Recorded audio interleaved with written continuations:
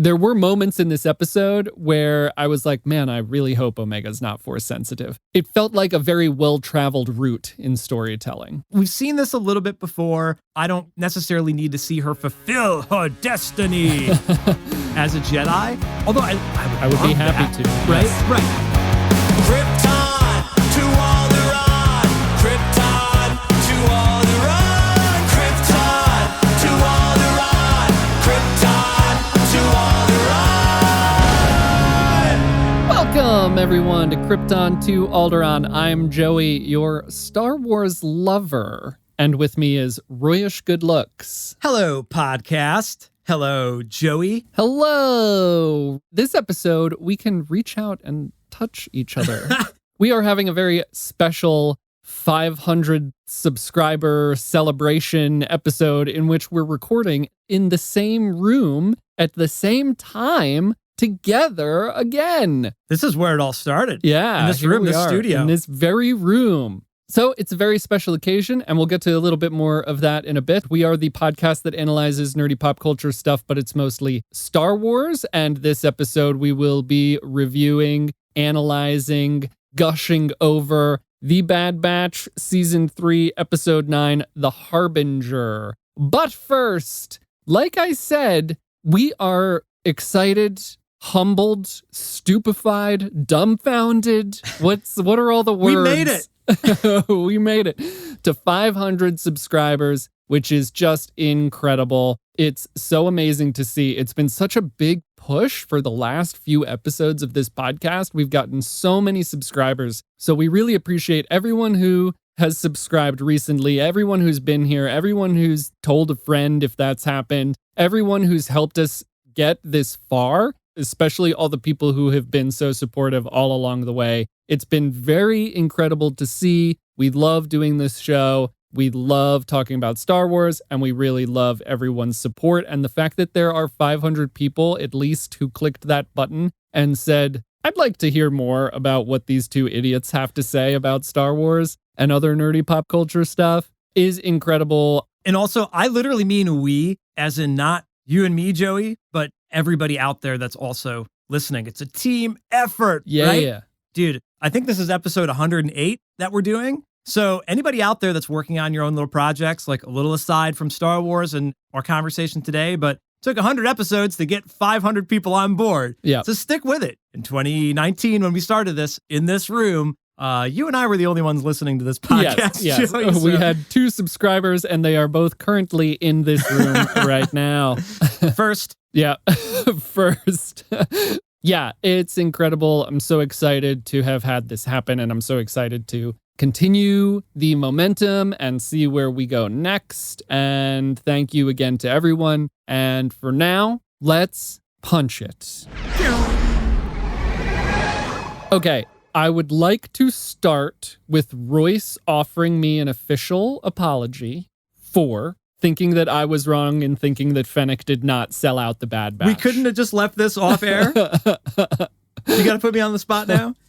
Everyone knows, you said it. It's in the history books. It's for all, recorded in perpetuity for all to have heard, that you thought Fennec sold out the batch. I mean, that was my suggestion for the title thumbnail for last week. Yeah. This is clearly where the series is going. She sold them out to Dr. Hemlock. Yeah. Not the case. So it was Ventress all along. Yeah. And somehow she found the Bad Batch. And somehow Ventress returned. I think that's one of the main themes of this. So I guess a little backstory for those who have not kept up with Ventress, or maybe who have never even seen Ventress before. Asajj Ventress. Listening. Asajj Ventress, certainly not anyone in this room. This isn't an education for anyone in this room. Asajj Ventress was a big part of the Clone Wars animated TV show. Maybe not super big part, but she had the episodes that she was in were important episodes.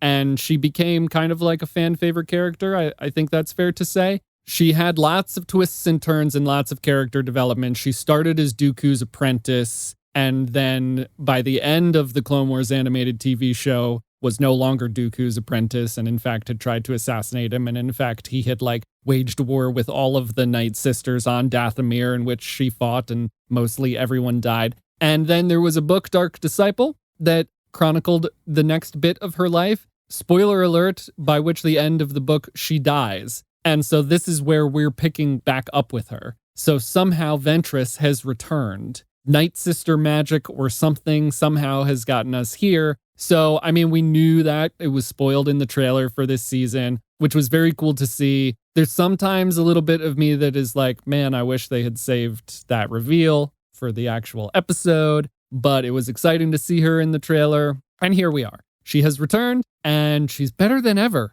if you ask me. I mean, the reveal wasn't like we saw her in the trailer, so it didn't have to be really exciting in the show. Like she just kind of like fades in, like almost literally in the show. She just comes out of the shadows. She's discovered. There's not really a dramatic reveal there. So that's just interesting how that unfolded. I also really appreciate that this is one of those few moments in Star Wars where they're bringing in a legacy character or a character from another franchise where I didn't really feel too like, oh, you're shoehorning her in here, you know, which it's been the case with a lot of other characters. But there's clearly a weirdness about her where the clones are like, you know, she was a separatist, you know. War criminal, they describe her as. Yeah. So they set this up as like, we know she's kind of a bad guy, but then there's this ambiguity there that they made clear in the way that she held herself and communicated with the batch and also with Omega, which I'm sure we're going to talk about a lot. So even without having the backstory, like it's obvious like something has happened. And we don't see a lot of yellow lightsabers. That was cool. Very cool. Clearly an indication of like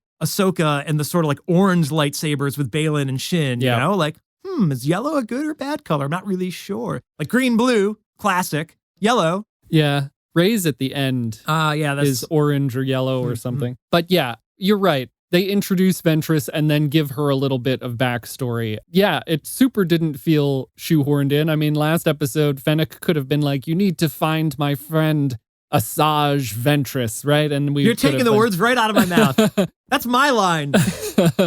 And we could have gone on that journey and you would have said that. And then I would have had to find a way to defend the way they did it in some way. So I'm glad to not have had any of that. But I was super excited to see Ventress again. I think I've said this on this show before. I love her character journey. I love her redemption journey. And we're getting, I don't know, the redemption has really just like been part of this season of this show for me so much that it was cool to also see like Ventress fitting in there a little bit. I know I've asked you this before and it's also recorded for perpetuity, but I can never remember where you stand. Were you familiar with the character? The 2008 animated movie. Is she in or the whatever. movie? I don't remember if she's in the Clone Wars movie, but she's in the 2D series. Yes. Yeah. Yeah, definitely the like, yes.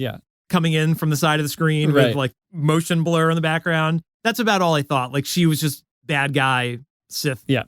She's really cool. It's good to have her back. I am excited to see where they go with that, but I think we'll hold it. Yeah, about that. Yeah.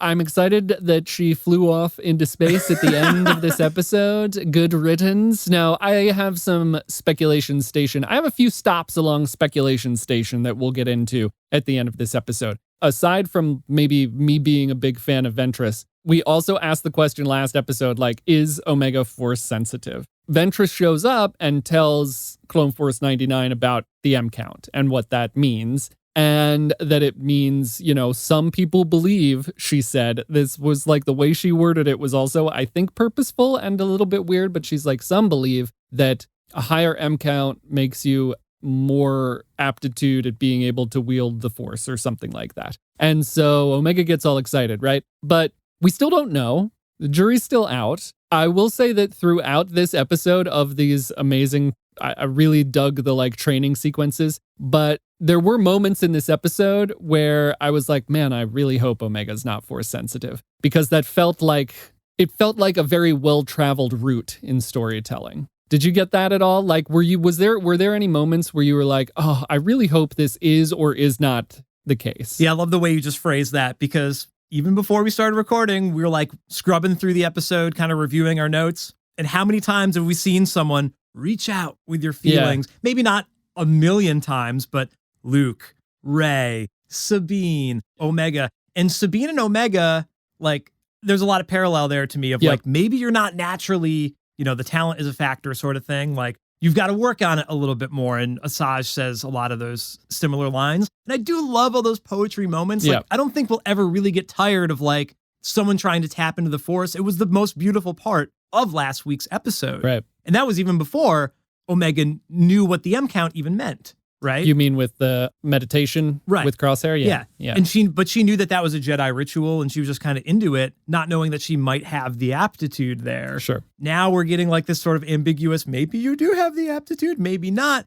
but we've treaded the ground so much before, and she's just a naturally loving person. She doesn't also have to be a Jedi. This is kind of another Star Wars trope of like, does everybody have to be related to Anakin Skywalker? Right. You know, does everybody have to be a Jedi? It's a beautiful sentiment. And I still want to believe in that you could tap into it, right? I think she is tapping into it when she's meditating with Crosshair, but certainly glad that she didn't end up, a lot of people have said this, you know, levitating something at the end of the episode. Even when she retrieves the flower and she's like, I did it, see? Like, yeah, because you rode Batcher there. Yeah. You know, so it wasn't because you needed to like reach out literally with the Force and do something you would not have been capable otherwise. I'm with you. The way you phrased it was very generous. We've seen this a little bit before. I don't necessarily need to see her fulfill her destiny as a Jedi. Although I would be happy that, to. Right? Yes. Right. This is a funny thing is like, we'd love to see that, but I think she's got something more, like she could have more to offer than that cliche trope. Yeah. I keep going back to my belief that whether it was based on something that was said early in this series or not, but thinking that the Bad Batch defective clones, enhanced clones, however you want to say it, like they all have abilities that the other clones didn't have. So is this like experimentation that Nala Se did with M count, stuff like that, where maybe it's a little bit in my headcanon that Hunter has senses, heightened senses, right? And Wrecker's big and strong, and Crosshair maybe has better eyesight. I don't know. They all seem to have heightened aptitudes for things that I was just attributing to like experimentation by Nala Se or the Kaminoans with, you know, expanding cloning, including like M counts or DNA from heightened M count peoples or whatever. So I think that Omega, she has fallen into that category as well. And yeah, she's learning about Jedi from Gunji and now Ventress. And even if she doesn't have the Force aptitude, she's still like taking the positive teachings out into the world, like we said last week, which is what I really love. But I also really loved seeing this training. I mean, aside from being like, well, maybe I hope she doesn't like lift up a rock or lift up a fish or stop herself from falling off the rock with the Force or something. I really loved seeing the training that Ventress like put her through. I'm not convinced that like going up to get that white blossom was part of the training and not just to like Ventress knew that they had found out who she was. Like that was just so we could get the fight scene. Yeah. She was like, you know, in a way, maybe like protecting Omega by getting her out of there or like not letting her see what the was adults happening. have to have a conversation for a minute. Meanwhile, she's older than Clone Force 99. But I really dug the training and the way Ventress handled her. I don't know. If you're not that familiar with Ventress, this is like very not Ventress that we saw in the Clone Wars, right? She's calm, cool, and collected.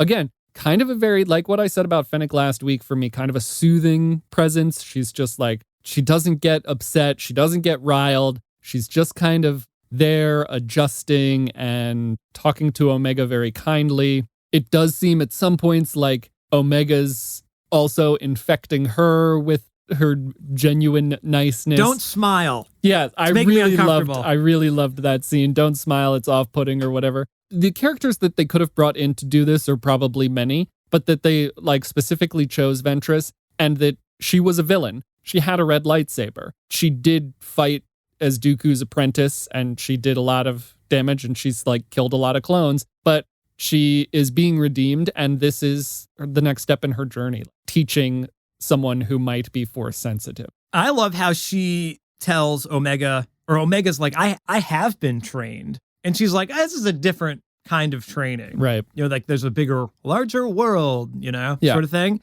But, dude, the elephant in the room is Asajj tells Hunter and Wrecker and Crosshair, like, she's probably going to need a Jedi Master if she's going to be a Jedi. This is like the Obi-Wan, like, you have to go to Alderaan if you're going to learn the ways of the Force. Like, they give her this like new journey that she could potentially go on. And she's very clear that, Hunter, you can't fulfill this role for her. And we've kind of talked about this like reluctant father thing of like maybe Crosshair is going to be the father sort of thing. Like if Hunter's not in the picture or whatever, Mhm. Crosshair and Omega are bonding. But now Asajj throws this other curveball of like, well, maybe she's going to go off to the Jedi Temple and learn the ways of the Force and reject all attachments. And that's such a different storyline than freeing the clones from Tantus. I loved it, but it's a potentially weird left turn from where we're going. And now Asajj is gone, but she's planted this seed in Omega. Are we going to continue to explore it? Is Ventress just gone and do we reset the canon after this episode?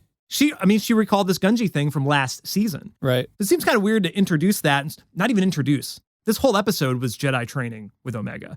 That wasn't like a throwaway scene. Right. There's multiple training. Yeah. They have the fight and they go back out in the ocean. They have this whole communing with animals thing that's very beautiful. I love it when Star Wars is nice to animals, and I love when Jedi and Force sensitive people commune with animals. That is one of the coolest Force abilities to me. Well, they're out in the middle of so nowhere. cool. And she's like, you can just talk to nature. Yeah. Were you worried in that scene? I was worried that not when Ventress walks up and like does the thing with the fish, but when she drives Omega out into the middle of nowhere, I was so worried that she was going to do a sink or swim thing, kick Omega overboard, and then you have to like use the Force to save yourself. I did think that platform was going to collapse underneath her. Yeah. I'm so glad that didn't happen because I was like, don't do it, Ventress. Please just be good. And she doesn't, which I think like it subverted my expectations because I expected it to be like, that's also very tropey and well-treaded ground. And I was so excited that they didn't do that and went a different way with it. And I think you had mentioned before we were recording, so I will take credit for it now, saying that that's like a very Dagobah moment with the apprentice being like, well, what can you do? You don't know anything. And then the master steps up and pulls all the fish to the surface. Sometimes or pulls you the gotta X-Wing throw down up. a 360 tomahawk every now and then and show them who's boss. Yeah. And like you're saying, right? Like now we're doing Jedi training. What about the clones on Tantus? And maybe this is going to lead to like Omega having to make a choice about what to do or what she wants to do. Really, I think the seed was planted in Hunter of being like, you're not as safe as you think you are. Omega's special. The Empire wants her. So I think Omega is going to want to save the clones, and Hunter is going to want her to not do that even more than he did before. There might be some conflict within the group to deal with there. She's a clone, though. Yeah.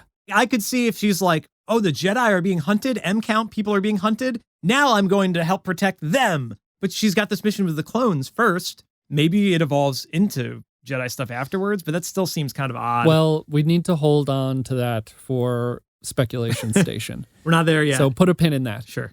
I don't know, because she's friends with Gungi and she knows he's out there, and Kashyyyk is not safe. Kashyyyk is one of the, like, in every single Star Wars thing, Kashyyyk is on video games, TV shows, books, movies, like the Wookiees get enslaved, right? It's like Kashyyyk's one of the least safe places in the galaxy. So she has Jedi friends out there in the world, out there in the galaxy now, that she might also want to protect from people hunting for people with higher M counts or whatever. There's a lot of room for this to go. Regardless of whether Omega has aptitude for the Force or not, we are seeing her adapt these trainings into something better. And she's already adapted these trainings into something good and bringing that good out into the universe. I was talking about the Ventress redemption arc, and we get to the part where Clone Force 99 finds out who she is, and Omega's talking to them on the Marauder. Omega's vouching for her, and it's unclear as whether like Omega is doing that because she trusts Ventress or because she wants to know if she has, like, there's an excitement there, I think, of like,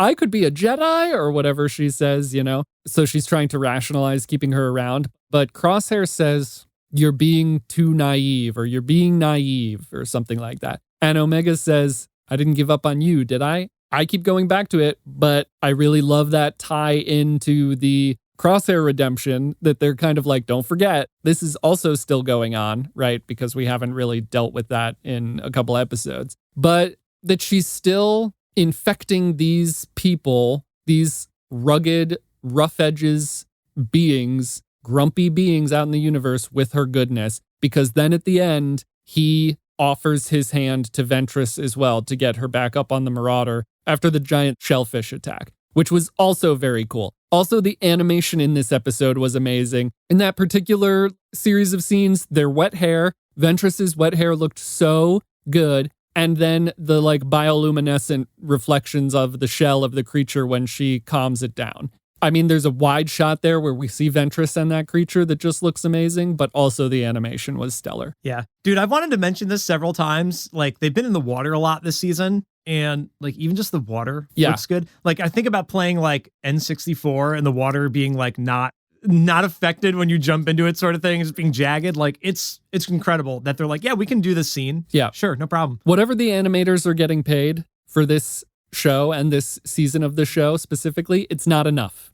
It's not enough what they're getting paid. I texted you the other day and I was like, this looks better than Attack of the Clones, Yeah. which is basically a CG movie. Yeah. It's very true. The whole thing just looked so, I don't know, we're like slipping into production stuff here now and away from the plot, but the whole thing just looked so good. The animation of this specific episode looks, it just like the episodes end up looking better and better. And again, it was like daylight. There was no like hiding weird animation stuff in a cover of darkness. And then when Ventress is fighting Hunter and Wrecker and Crosshair in the cave and they're speeding it up, I think it just looks so good. It looked a little bit silly to me at first, but then I was like, well, I think they're trying to show that everyone's very competent fighter. And so they want to show them fighting very quickly. And there's no other way to do that. They're not going to slow-mo something, which is the way any live action thing would do this. So I really like that. But it also made me ask another question in that, do we think Ventress is also testing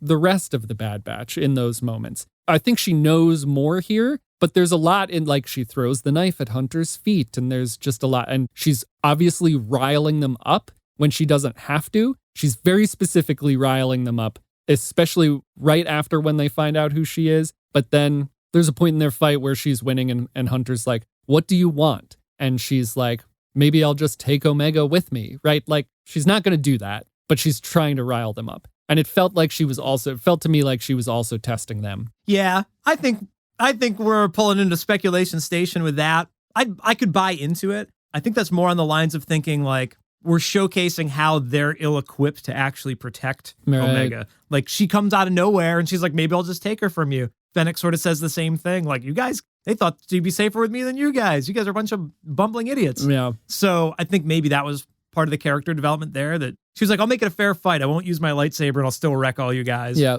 Even though she cheats and uses the Force. But those were some wicked cool moments. Yeah, I also thought the fight looked odd at first, but I agree with you that maybe you have to just do it that way. To me, it looked almost like claymation, sort of like motion, like a little jittery, but it was a great scene. Lots of fun moments in there. I love when Asajj slaps Wrecker, like, the big, the most strong member. She's just like, whoosh. Yeah. Great moments there. Yeah. And like you're saying with some of the other animation stuff, the wet hair, like all of it just serves to like pull you into the realism in the scene, like how important it is. More kudos to the animators there. It's like kind of a bummer. Like, we've said this a bunch, the like clone cadets at the beginning of the season go away, which would be dope that if we could have saw them last episode or this episode. Yeah, where are they? Somebody asked that in the comments of our last episode. And I was like, dang, that's a really... Yeah. That's why a missed wasn't opportunity. Omega with them? Yeah. A lot of things to juggle in the show, but that would be cool. Gunji goes away. There's all these characters that come and go that are like, I would love for them to continue amassing this team, a squad. And we keep coming back to the core batch, which is important. And now Asajj is another one of those like notches in the belt of like, that's a cool role model for Omega.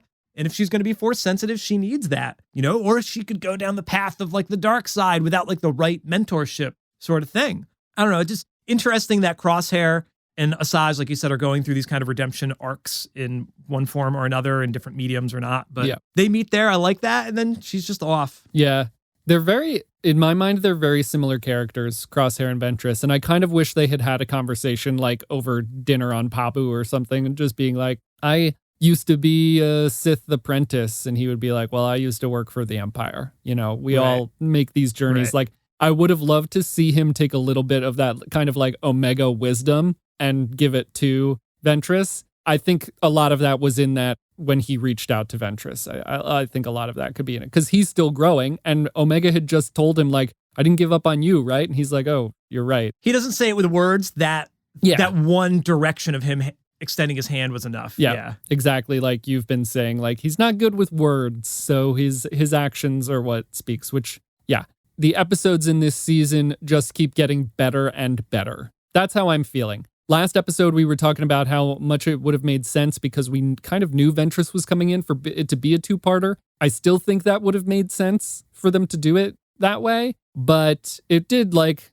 leave us on a cliffhanger last week. We were speculating, is Fennec selling them out? Is our problems coming to Pabu? And now we know they're not as safe as they think they are. But even without it being a two-parter that I think would have flowed very well together, I really, really enjoyed this episode a lot. They're furthering the plot, maybe not a ton, but there was just so much in this episode, and it was beautiful to look at. And there were redemption arcs continuing and ongoing. And yeah, it just kind of had everything and more from my perspective. Yeah, I agree. I loved it in its bubble. This being the final season, I feel like it opened up doors that I'm like, I want to explore that for a season. Yeah. Like Grogu goes off and meets Luke. And that obviously didn't pan out very deeply, but I would have loved to have seen that for a whole season. Mando apart from Grogu and then eventually missing each other and coming back together, but not having kind of truncated Grogu's sort of development in the Force. I want to see that with Omega, and again, meet up back with the Bad Batch, and then she's got a lightsaber for their duel on Tantus. Right. Like,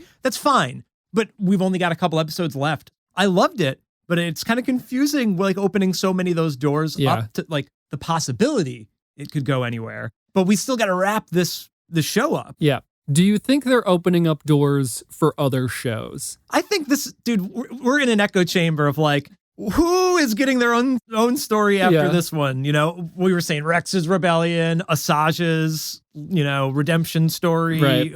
Who is getting their own show? Yeah. I mean, we know. So the thing with, here we go. Here's pulling into speculation station. The thing with Rex is we know where he ends up. With Ventress, it seems very purposeful that they just decided to bring that particular character into this, which makes me think that they are setting something else up for after the Bad Batch is over, which I would love to see if it is that like Ventress and Quinlan and maybe Rex, since we're getting, maybe Rex's clone rebellion extends past this and maybe they all come together to form the path that we see in the Obi-Wan Kenobi show, where Ventress is out there saving these high M count people from the Empire, and that's how the underground railroad for those people start, which is what the path is by the time we get to the Obi-Wan Kenobi show. And Quinlan specifically was referenced in the Obi-Wan Kenobi show, and if Quinlan is still alive at this point, he's probably with Ventress.